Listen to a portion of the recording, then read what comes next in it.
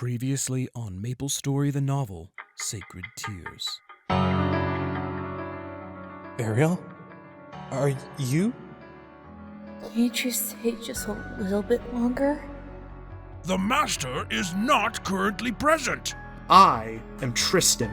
Master Mars, Master Vieren, I heard a commotion. Is everything alright? What is that traitor doing here? My real name is Eleanor Rosebane.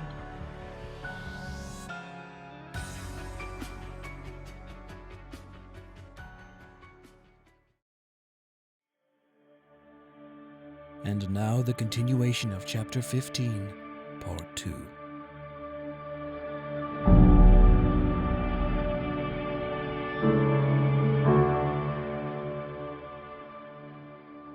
What did the captain mean when he mentioned being dangerous?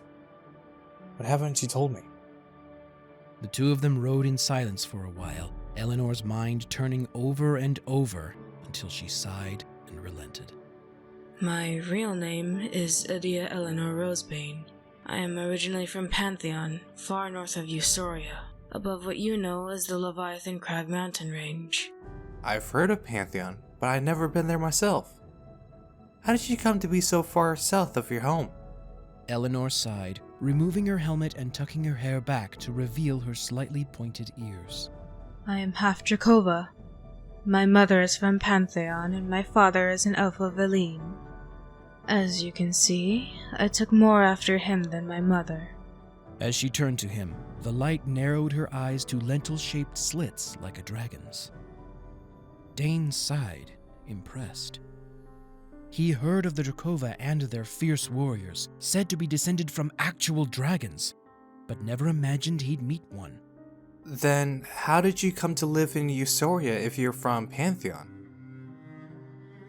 After my parents met, they settled in a town in Prion, near the Grand Bridge connecting Eusoria and Pantheon.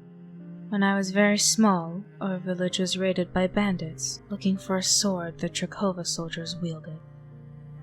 My mother was the only Dracova in the village, and when she told those bandits she had no such weapon, they beat her bloody and broke her wings. She may have been Drakeen, but even she didn't have the strength to fight off 20 bandits. They would have killed her if Kai's or Yeso hadn't intervened. She captured most of the bandits, but their leader escaped. My father and I nursed my mother back to health after moving back to Pantheon once it was clear Eusoria wasn't safe for us. The skilled healers in Pantheon helped set the bones in my mother's wings, but sadly, they were so badly mangled that without healing magics, they heal badly. She will never fly again. I took it upon myself to find the bandits' leader, wanting to become strong enough so that no one would hurt my mother, my father, or me ever again. My sword training led me to Lionheart Castle, where my skills earned me a position in their ranks, eventually becoming a paladin of the inner court.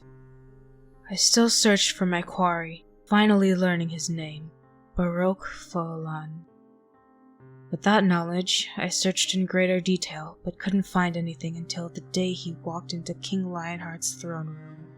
He was an emperor's emissary, sent to talk terms for trade between Lionheart and Orion.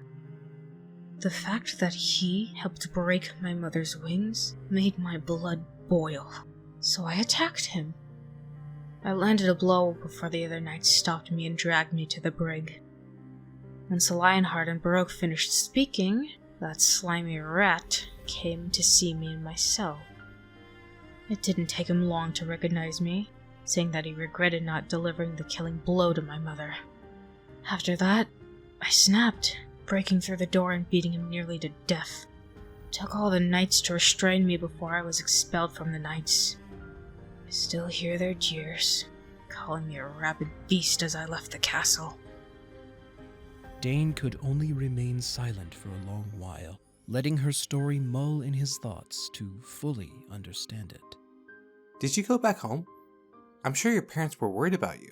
I did go back, but the revenge I thought I wanted didn't satisfy me.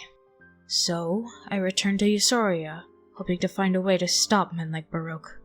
And then I met one of your clerics in Prion, and I asked if I could come with them to try and put my skills to some good use. Dane nodded and sighed, patting her shoulder. I take it that you found peace in our cause then? Maybe not peace, but a path to be sure. I can now see that the darkness is a large part of what drove Baroque's greed and my revenge. I need to be better than that to protect those I love. Dane gently rocked Eleanor with a thankful grin. Thank you for telling me. You carry heavy darkness within you. Return to the temple and speak with one of the clerics.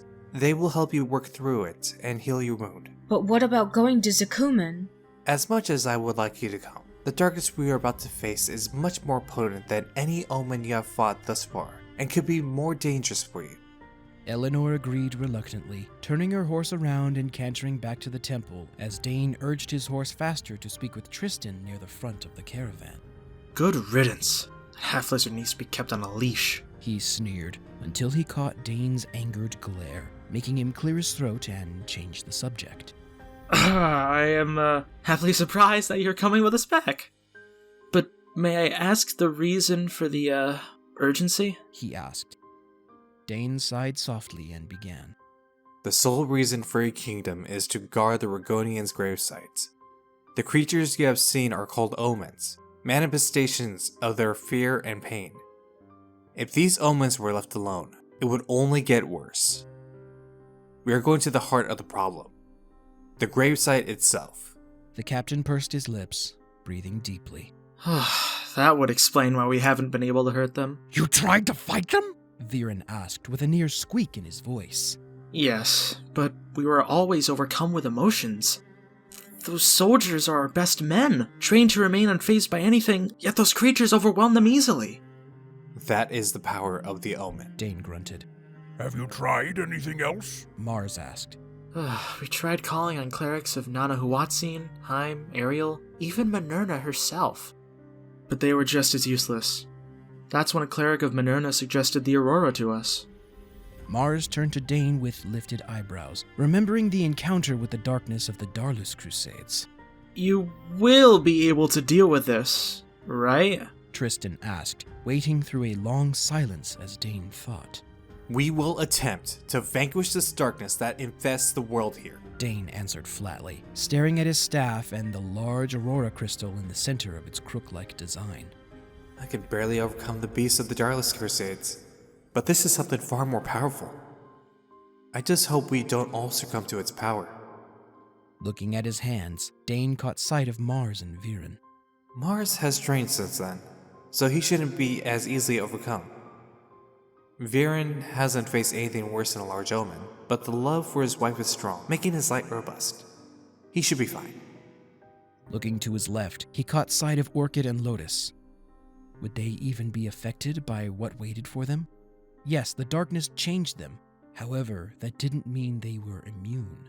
What test of our light waits for us? Dane thought, pulling out his notebook and reading over his darkness transformational spell. If this didn't work, they would have to retreat and prepare a different strategy. There might not be enough time to try something else. Dane swallowed hard and turned back to his notes. He had to succeed.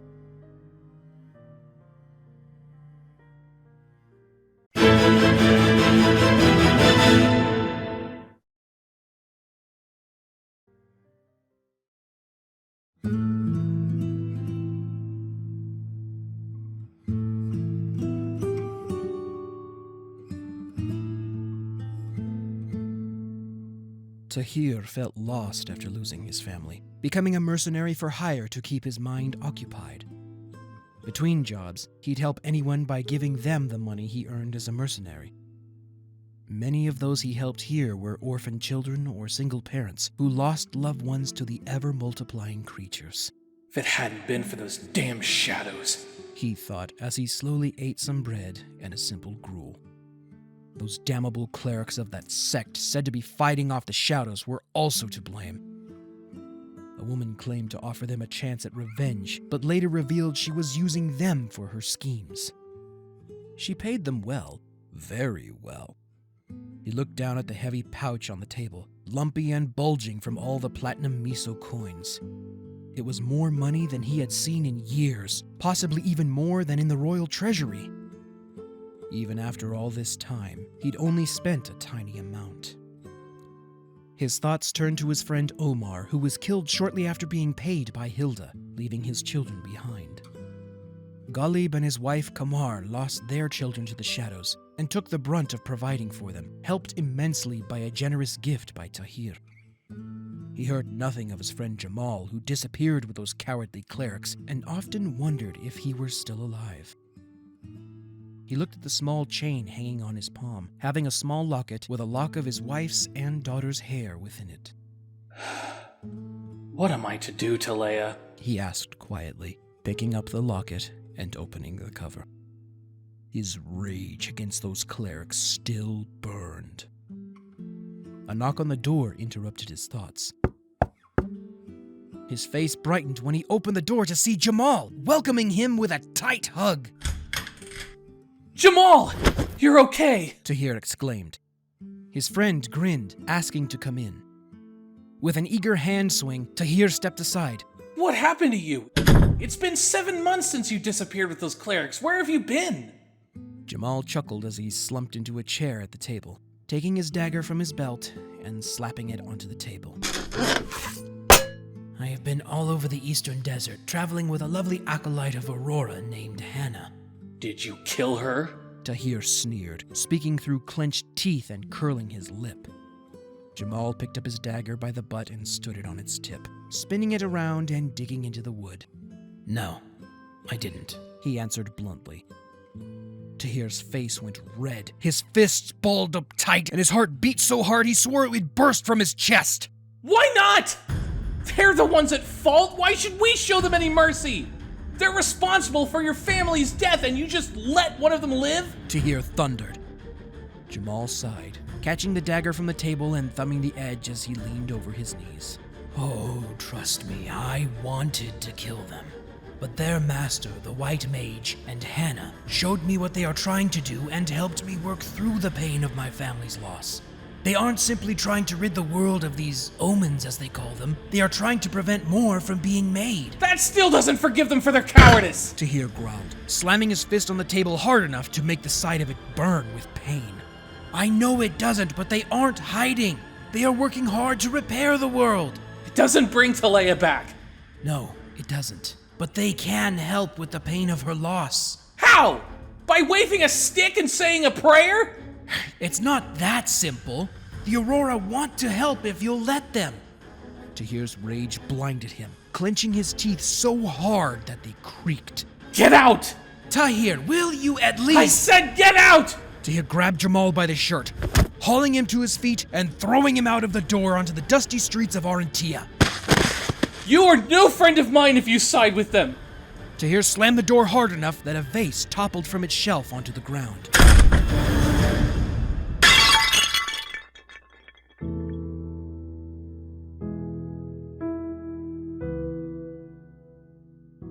Heavily, he walked to it, slumping to his knees and picking up the sky blue pieces one by one. It was the vase he had given to Talea as an anniversary present the previous year.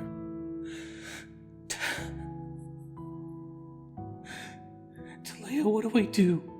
He wept, clutching the pieces to his chest, the sharp edges cutting into his hands, making them bleed. Looking up from where he knelt, he caught sight of Jamal's dagger on the table. If those cultists won't do it, then I will.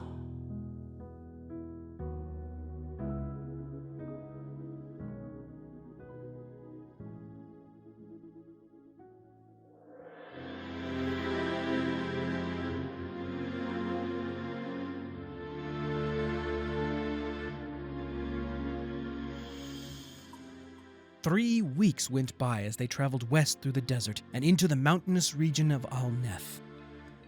Here the weather was cool and calm during the summer, but brutally cold with constant snow during the winter.